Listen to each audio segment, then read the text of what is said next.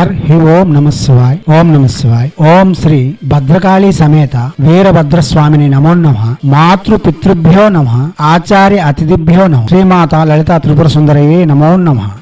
శివశక్తి స్వరూపులారా, మనం చాలా మంత్రయోగాలు తంత్రయోగాలు చెప్పుకుంటూ వస్తున్నాం. దానిలో భాగంగా శ్రీకృష్ణు యొక్క అష్టాక్షరి మహామంత్రమును ఇప్పుడు చెప్పుకుందాం. మంత్రములలో అష్టాక్షరి మహామంత్రములు చాలా వరకు ప్రభావితం చూపిస్తాయి. కాగా ఈ మంత్ర జపం చేయడం వలన సకల విధమైన శ్రేయస్సులు, ఆనందము, ఐశ్వర్యము, మనశ్శాంతి, దుఃఖ నివారణ జరుగుతుంది. ప్రసంగములను వినండి, అవగాహన పెంచుకొని జపములకు ఉపక్రమించి మీ శక్తి కొలది జపం చేసి శ్రీకృష్ణు యొక్క అనుగ్రహముతో సకల విధములైన శ్రేయస్సులు పొందవచ్చు. దివ్యాత్మ స్వరూపులారా, చందనపు మాల, ఉత్తర తూర్పు అభిముఖము, రాధే కృష్ణ అంటూ శ్రీకృష్ణ భగవానుని షోడశోపచార పూజ, పంచ పూజలు చేస్తూ జపం చేయడం వలన లేక పీఠం అమర్చి శ్రీకృష్ణునికి యథాశక్తి పూజించి జపం చేయడం వలన విశేషమైన ఫలితములు ఇవ్వగలదు. ముందుగా భగవాన్ శ్రీకృష్ణుని యొక్క అష్టాక్షరి మంత్రం యొక్క ధ్యానము. హరి పంచవర్ష వ్రజేదావమానం స్వసౌందర్య సమ్మోహితం స్వర్గయోసం యశోదాసుతం స్త్రీ గణై దృష్ట కేలింబజే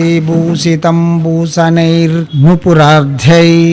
స్త్రీ గణములతో పూజించబడుతూ శృంగార కేలి విలాసమును దర్శింపజేస్తూ స్వసౌందర్యముతో స్త్రీలను ఆకర్షించుకుని సమ్మోహితుడు చేసిన యశోదాసుతుడైన శ్రీకృష్ణ భగవానుని ధ్యానిస్తూ ఉన్నాను. ఇలా ధ్యానం చెప్పిన తర్వాత ఈ మంత్రం ఎందుకోసం చేస్తున్నాం అన్నది వినియోగంగా చెప్పుకోవాలి. ఇప్పుడు వినియోగము.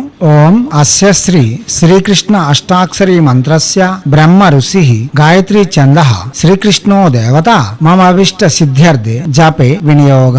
ఇలా వినియోగం చెప్పుకున్న తర్వాత అంగన్యాస వృద్ధిన్యాసం చెప్పుకోవాల్సిన వారు అంగన్యాస వృద్ధిన్యాసం చెప్పుకోవచ్చు. ఇప్పుడు అంగన్యాస వృద్ధిన్యాసములు. ఓం క్లీం అంగుష్టాభ్యాం నమః హృదయాయ నమః. ఓం గో వల్లభాయ తార్జనిభ్యాం స్వాహ శిరసే స్వాహ. ఓం స్వాహ మధ్యమాభ్యాం వసటి శిఖాయ వసటి. ఓం క్లీం అనామికాభ్యాం హుం కవచాయ హుం. ఓం గో వల్లభాయ కనిష్ఠికాభ్యాం వౌసట్ నేత్రత్రయాయ వౌసట్. ఓం స్వాహ కరతల కర్పుష్టాభ్యాం హస్త్రాయ ఫట్ భోర్భోసోరుమితి దిగ్బంధః.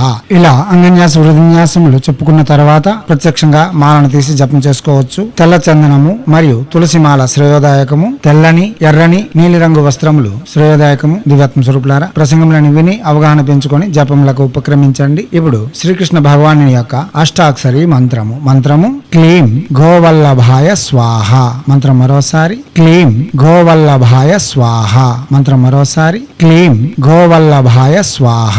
గోవల్లభ అనగా వేదములచే ఆకర్షింపబడువాడు లేక వేదములను ఆధీనంలో ఉంచువాడు లేక వేదములచే స్తుతింపబడువాడు అని అర్థం. భగవాన్ శ్రీకృష్ణుడు వేదములచే నుతింపబడువాడు కాబట్టి ఈ మంత్రము చేయడం వలన సౌమ్యదాయకమైన, శక్తివంతమైన, మహత్తరమైన ప్రభావం చూపించగలదు. దివ్యాత్మ స్వరూపులారా, ఇదే మంత్రమును పురస్కరణ విధులతో చేయాలనుకునే వాళ్ళు 8 లక్షలు జపం పూర్తి చేసుకొని దానిలో దశాంశం యజ్ఞము, తర్పణము, మార్జనము, ప్రీతాన్న భోజనం ఇచ్చి గురువుని మెప్పించి తర్వాత ప్రతిరోజు 108 చెప్పిన జపం చేయవలసి ఉంటుంది. దివ్యాత్మ స్వరూపులారా, చేయండి. చేసి తగు ఫలితములను పొంది అనలేని ఆనందములతో ఐశ్వర్యయుక్తమైన, భోగయుక్తమైన, ఆనందభరితమైన జీవితం కొనసాగించాలని కోరుతూ హైందవ సనాతన ధర్మ ఋషులు మనకు అందించిన విద్యలు వినియోగించుకోవడంలోను భారతీయ సంస్కృతి సాంప్రదాయాలు కాపాడడంలో ముందంజలో ఉండాలని, మన యొక్క సంస్కృతి సాంప్రదాయాల యొక్క గొప్పతనం ప్రపంచానికి వెలుగెత్తు చాటేందుకు తమ వంతుగా కృషి చేయాలని కోరుతూ ఎప్పుడు మీ సేవలో రత్నశ్రీ హిందూ సేవా సమాజ్ ఆచార్య భీమసింగ్ రవికుమార్ ఆర్ అప్ నిఖిలానంద సాగర్ మహారాజ్.